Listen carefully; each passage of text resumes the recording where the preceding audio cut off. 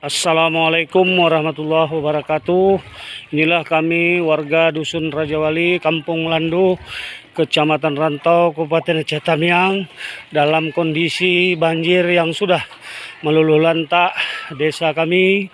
Inilah keadaannya, sehingga kami sangat membutuhkan dan berharap uluran tangan dari Bapak-bapak, saudara-saudara, hamba Allah yang beriman, yang bertakwa. Semoga kami berharap doanya juga banjir ini cepat surut dan kembali dapat beraktivitas sebagaimana biasa.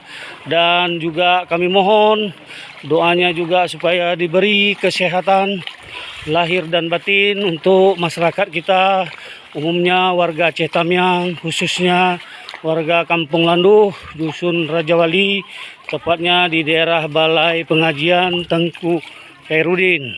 Inilah kondisi terkini dari keadaan air di dusun kami yang sangat parah dan telah terputus untuk menghubungkan ke dusun yang lain, sehingga keadaannya sangat prihatin. Sekali lagi kami sangat mengharapkan bantuan dan doa-doa dari bapak-bapak. Inilah posko dari tempat masyarakat atau warga yang terkena musibah.